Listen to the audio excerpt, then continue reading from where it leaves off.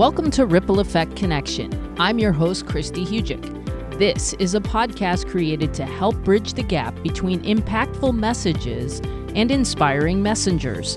The goal is to ignite transformative discussions that create a ripple effect of positive change in your life and the lives of others. Today, my guest is fellow East Stroudsburg University women's basketball alum, Amanda Boos.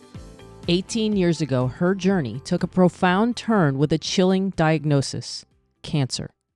Yet in the face of this daunting reality, Amanda has emerged as a beacon of resilience and hope, defying the odds as a cancer thriver with metastatic disease.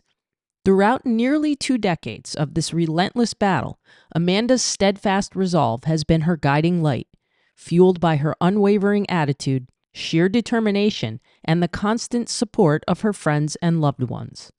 But her story isn't just about survival. It's about the transformative power of giving back. Through her tireless efforts with various cancer survivor initiatives and organizations, Amanda has become a pillar of strength and inspiration for countless others grappling with this ruthless disease. Make no mistake, Amanda doesn't sugarcoat the harsh realities of the treatment or the inevitable rough patches along the way. She knows that cancer will forever be a part of her journey. But what truly sets her apart is her refusal to be defined by her diagnosis. Instead, she chooses to live life on her terms, embracing each day with a smile and with a warrior spirit that knows no bounds. Prepare to be moved. This woman inspires me every single day. We're going to dive into the heart of her journey, a testament to the indomitable human spirit and the power of resilience. Without further ado, here is my conversation with Amanda Boos. To my fellow warrior, here we are. Amanda, you're finally on the podcast. I'm so glad you're here. Thanks for joining. Yes, thanks so much for having me. You know, I wanted to share your story because you are such a source of, inspiration for all of us. And I know everything you've gone through has been, it's beyond words, everything that you've endured and everything you continue to persevere through. And I think your words can be inspirational for others. So I thought it was important to share your story. So if you don't mind starting with kind of the beginning about your story, how you found out that you had your cancer and kind of what your why is now as you deal with this. Right, yeah. So I was 28 at the time. It was back in 2006, and my fiance and I had just bought a house here in Hellertown, and we were, talking about how we're gonna decorate things here and there. We have a daughter, and she was having a hard time adjusting to the new house. So what I would do is I would kind of sit in her bedroom at night with her until she fell asleep. And then once she was asleep, I'd go out and watch some TV, catch up on the sports for the day, and just, kind of go about my business. However, one night it was a May afternoon and it was pretty warm out. So I had a little tank top on and kind of just fooling around. So I'm laying on the floor. Mark, my fiance, was sitting sitting on the floor as well. And I just kind of grabbed my boobs and be like, "Hey, baby," just kind of being funny. And I felt this lump on my breast. It was kind of felt like a little grape was underneath my skin. So I said, "Oh, well, that doesn't feel right." So I said, "Mark, feel this." And he was all for it. And he's just reached out full hand and said, "Yeah, I'll feel it, baby." So he was like, "Yeah, I feel it." And so I'm just all right, well, what do I do? So it was 8:00 at night, and my mom, who lived probably 3 blocks away, her neighbor across the street is a longtime breast cancer survivor. So I called her and I said, "Hey, can you come down to my house for a minute?" Because I knew, you know what I mean? Nothing, you are taught breast self-exams, but until you actually feel something, they have the little pre-forms and that kind of stuff, but it's totally different, you know what I mean? And for me, I didn't do the breast self-exams every month because I was 28 at the time. I was you know what I mean? I don't think I could get cancer. And so my mom's neighbor came down and I had her feel it. And she's just "You better call your doctor tomorrow morning." And so morning came and I called and I said, "Hey, I felt this lump." And she said, "All right, well, come right in." So I went right into her office and she felt it as well. And then she set me up for a biopsy. To make a long story short, about a week later, I get a phone call from the doctor saying that I had, like it was confirmed that I had cancer. So come to his office and, we'll figure things out. So I got my mom, I got my sister, and I got Mark, my fiance at the time, and we all went to the doctor's office. And so he set me up for a breast biopsy, just to code it and grade it and all that, kind of stage it. And so about a week later, you know what I mean, like we did that, and then it was confirmed that it was cancer. So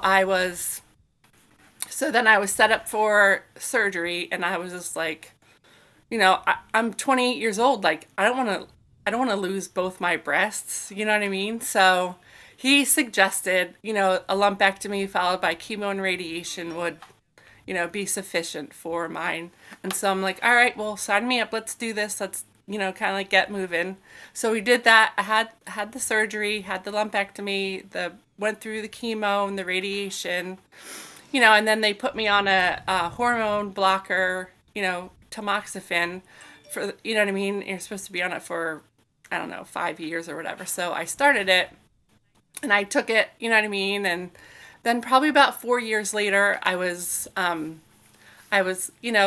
in bed and I got this really bad side in my pain, so bad that I got up in the middle of the night and I drove myself to the emergency room.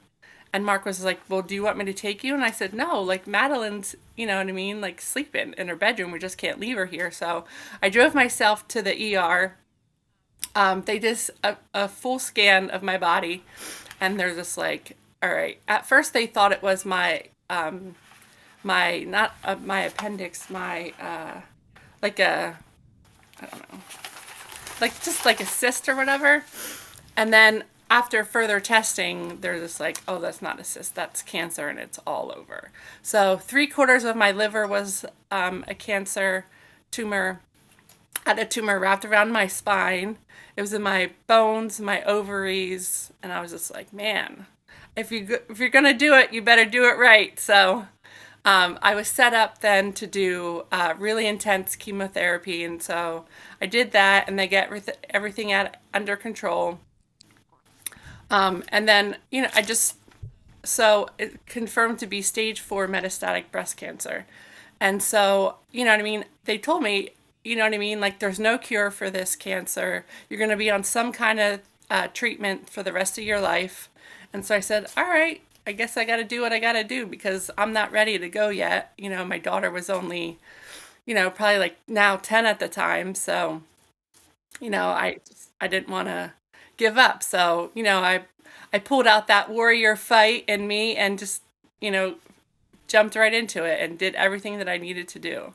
And this is years later. So, I mean, I know your daughter is going to be a big part of your why and why you continue to do this, because I think, again, I've never seen someone go through what you've gone through and have the type of attitude that you do. And that's why I think that's really difficult when you get diagnoses like you have. But I also think that your attitude is the reason why you've kept going. 100%. I've always said that, it's kind of like a head game, you know what I mean? Like 80% of it is, like all the crap you have to go through, and then the 20% is just kind of like the treatments and that kind of stuff. But it's a mental game, just like, a lot of things in life, and it's like how you approach it, how do you fight back? And I've just, for some reason, sometimes I sit back and just like, how am I doing this? You know what I mean? Because it's a lot emotionally, like, and I see like what my family has to go through. You know what I mean? Like me, I'm fine. Like, I'll tell me what I need to do and I'm gonna do it. But like my poor daughter, Madeline, you know what I mean? Like I said, she's been dealing with this since 5 years old, and she, probably afraid to death that she's gonna lose her mom. And so I had to always like put on like a strong face and just a kick butt attitude and just not let her see me sick. So that's what I've just kind of like tried to do. Well, I know you keep fighting the good fight, and something else that I think is admirable that you continue to share your message, but you were battling this diagnosis and yet it led you to help others. So tell us how you became then the executive director of the Lehigh Valley Cancer Center there, and your work that you did there, because I think that's unique too. So when I was first diagnosed, again, like being 28, the doctors are like, you should join a support group. You should join a support group. And I'm just like, I'm not really one for support groups, So I'm like, I'll be fine. I have a great, family dynamic. I have a lot of friends that I can, like lean on if I need to. I have my basketball teammates and stuff. So I went to one support group and I walked in and the ladies are like, "You're too young to be here." And I'm just like, well, I didn't sign up for it. You know what I mean? It's like something that just happened to me. And they were sitting around, they were like moaning and complaining like the whole time. And here I am, like haven't even started like treatments yet. And I'm just like, oh, what am I in for? You know what I mean? So I was like totally scared then of what treatment was going to be like. And so I walked out of there and I'm just like, that is just not for me. You know what I mean? So I didn't go back to another support group ever. Well, I lie. So then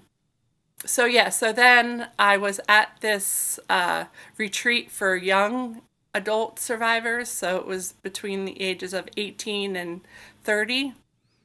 And it was a group I had to travel down to Philly for. And, it was all, my age women, and we talked about, like how our kids were dealing with this, what strategies are you using to help your child cope? And we did fun things. We went into a bar and, like hung out for happy hour, and we didn't really talk about cancer.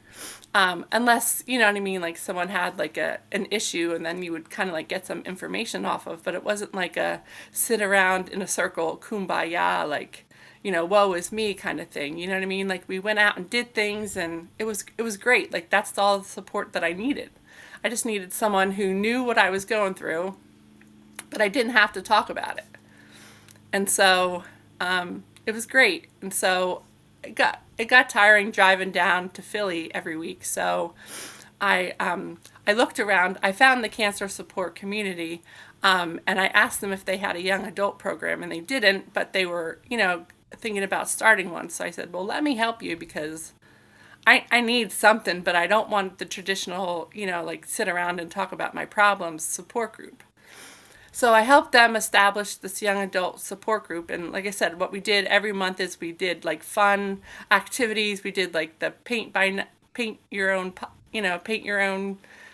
canvas thing. We went bowling. It was just a time for us to kind of like get together. And if someone had an issue they were dealing with, they would talk about it. You know what I mean? And then we'd give them suggestions, but it wasn't like just sitting around a circle, like talking about our problems. So I got involved in that. And then, like I said, my cancer had come back and metastasized. So I was like, oh, all right, well, I wasn't happy at my job either. And so I'm just like, maybe I need to find something different and have a clean slate. And so the cancer support community, they were actually like in need of like an executive director. And so I walked into the interview and I said, I know all your programs because I attend them as a patient. And I said, I'd love the opportunity to, like help this organization and grow it and that kind of stuff. And they're like, well, we'd love to have you. So I was hired, awesome.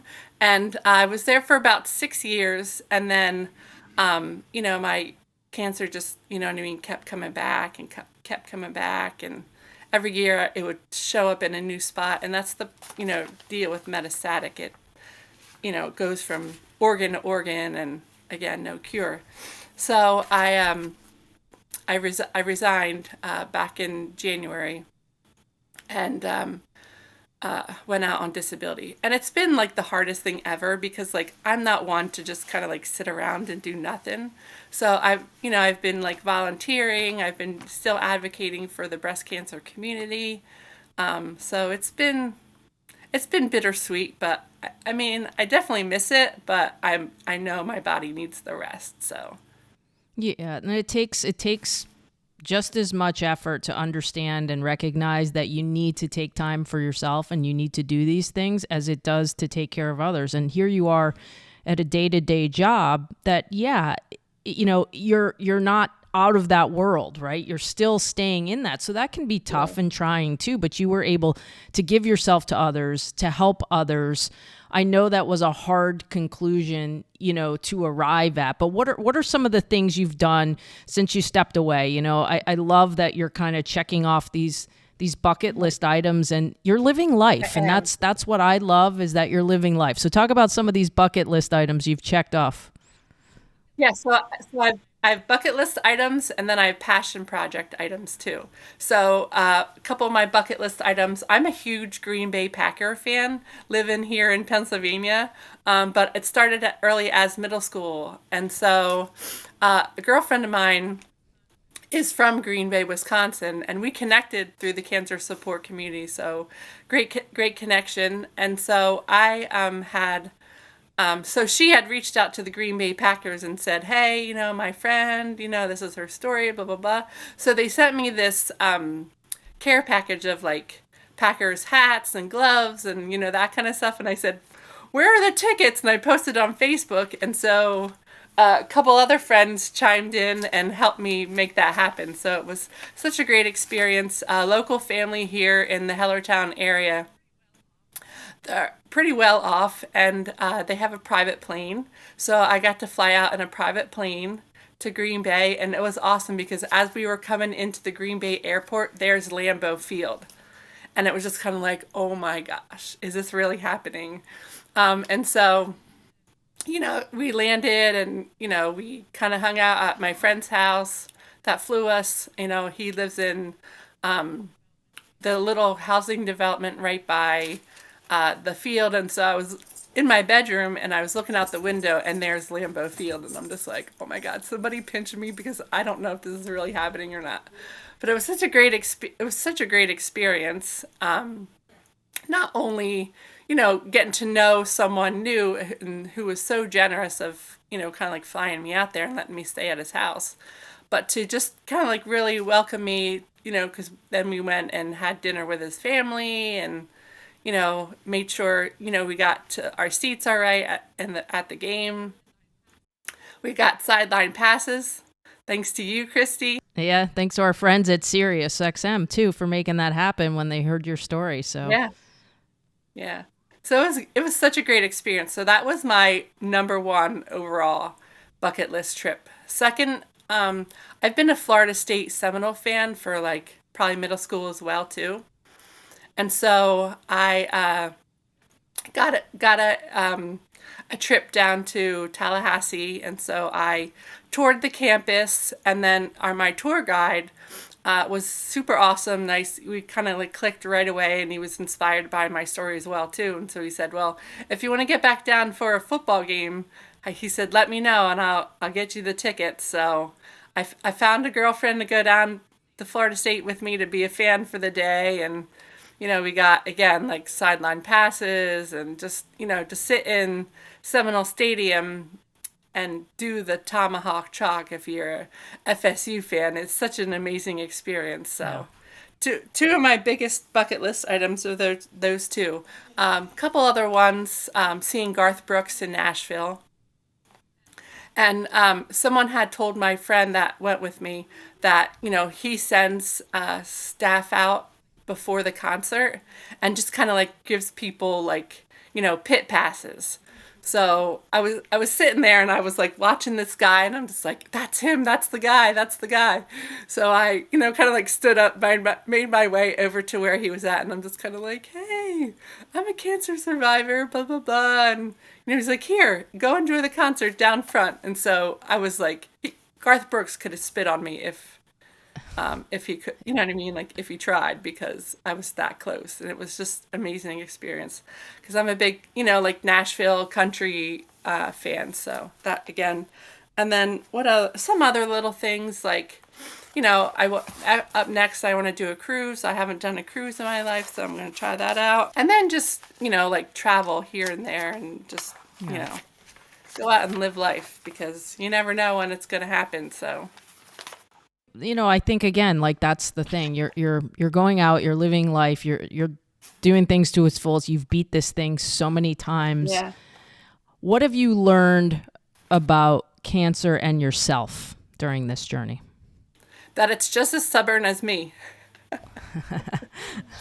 I love You I know, love that. my mom will attest to how stubborn I am. And, this cancer, like I said, we think we have it under control, and then it pops up in another area, and it's just kind of like, oh man, it's like a punch in the gut. And I'm just kind of like, oh, how do I keep fighting? And I ask myself that all the time because it's so hard. You know what I mean? Because you think you're doing all the right things, eating healthy, exercising, getting extra nutrients in your body, and then, like bam, like it's just like it's not letting up. But then again, that's me. Like I don't give up, so it really wants to fight. So, and I'm like, all right, bring it on.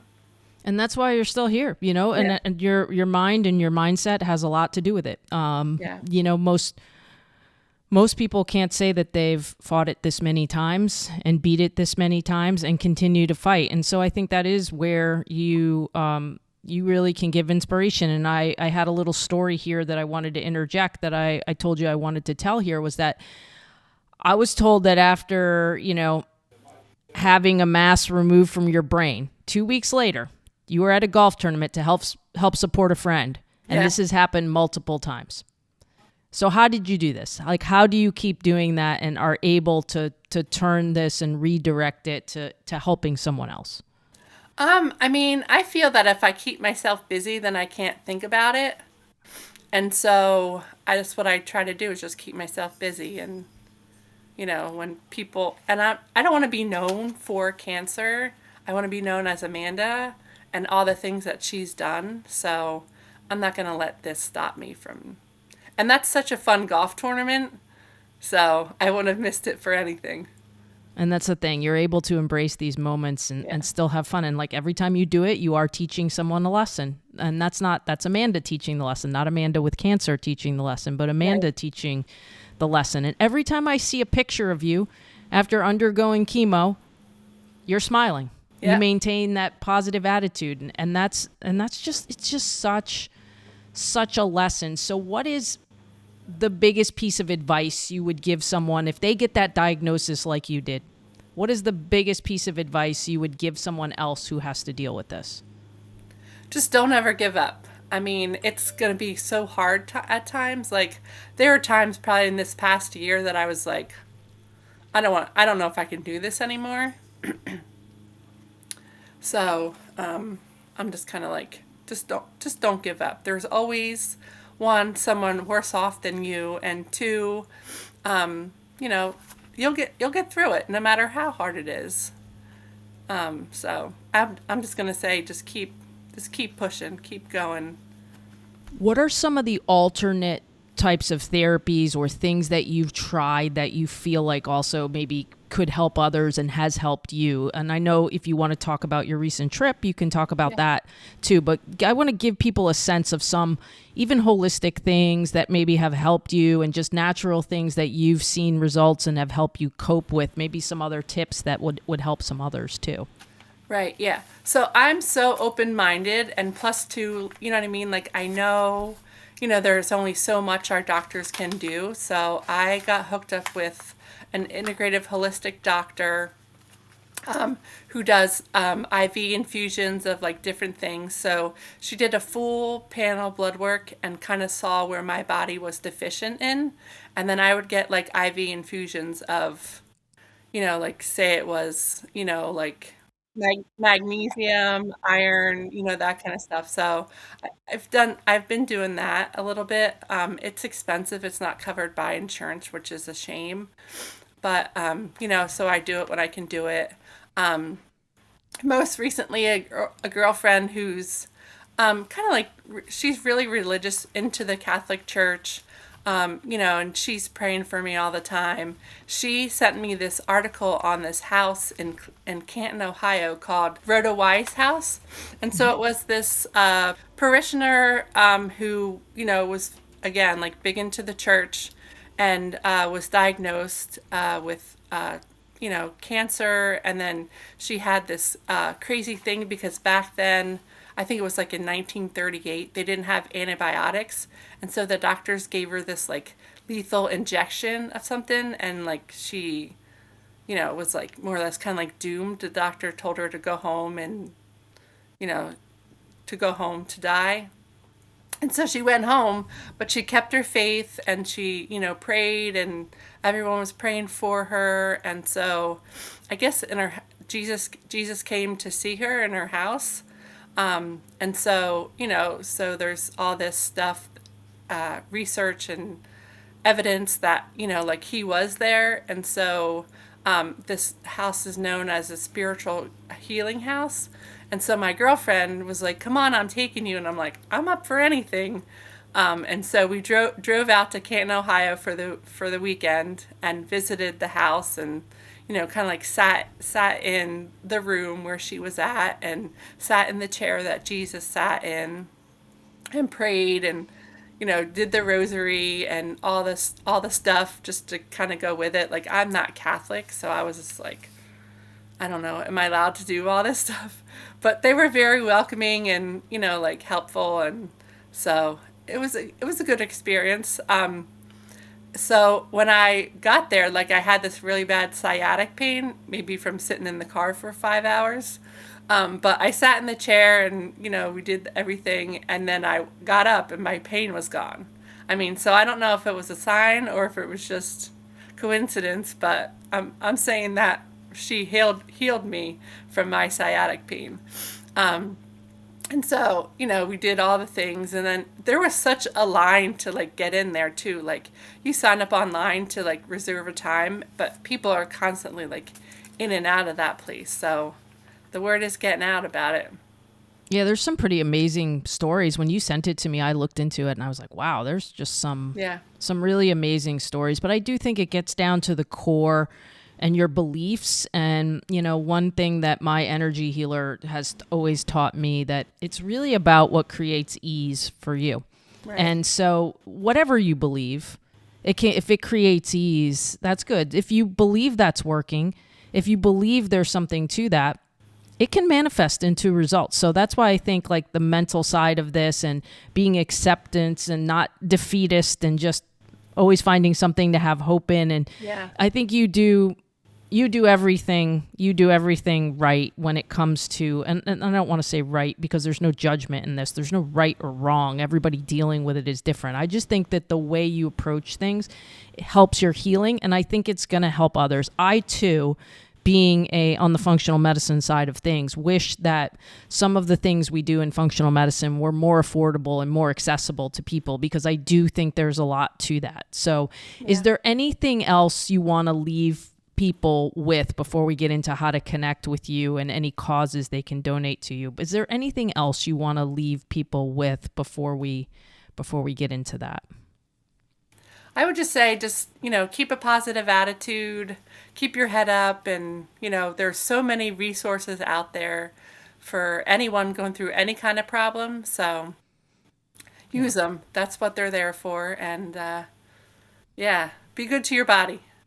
How can people connect with you? And is there a way you can point people maybe to a specific cause, or a way to donate, a way that they can help somebody else out? Even if it's a financial donation or volunteering, like what are some ways that people can connect with you and or reach out? So there's this program that I've become involved in over the last couple months. It's called Unite for Her. It's based out of Westchester, Pennsylvania, but it's a national program. And so what they do is, because of, some of those programs or services that are offered aren't covered by insurance, they provide women who have gone through breast cancer or ovarian cancer these wellness passes, where you can, go on their website and access their database for any kind of like nutrition help, or just kind of like little exercise classes, all for free. And then they also provide, again, the wellness passport for you to go get like a oncology massage, which I've been taking full advantage of, and it's so beneficial. And acupuncture they do as well too. They cover acupuncture and oncology massage, and they have a list of providers that they, work with. So if you can't help out financially, maybe if you have a acupuncturist or massage therapist, refer them to be a part of that program. They do pay the practitioners. And so, like I said, it's a national program, so, they have a resource list, and they would put them on that list, and so then when someone would call and look for an oncology massage therapist in, say, like Ohio, they're on the approved list, and then the cancer patient can go and get basically like a free massage and stuff, so. That's really awesome. Very, very beneficial. And then how can people connect with you if they'd like to? With me? So I'm on Facebook, Amanda Buss, Buss, or I'm at abuss45 on Instagram. Okay. Well, Amanda, I appreciate you. I'm glad we got to connect and share your story. I know that it's going to help someone else when they hear this too. So you keep fighting the good fight, and we're all here to support you. So thank you for joining. Thank you. Yeah. That's a wrap for this episode of Ripple Effect Connection. Amanda's story is so inspirational. I know everyone listening to this podcast has been touched by her fighting spirit against this dreaded disease. Cancer doesn't discriminate. If you know someone going through this, or if you yourself are dealing with the disease, I hope you find motivation and peace in Amanda's thoughts, words, and actions. And I thank her for sharing her story with me. Feel free to connect anytime on social media and let me know what resonated with you. Reach out on Instagram at WholeHealthChristy. You can also get the full show notes for this and all episodes on my website, christyhugic.com/podcast. Next, spread the inspiration. Like, follow, review, and share this podcast with others who may benefit from these stories. Stay tuned for the next episode of Ripple Effect Connection. Let's create waves of change together.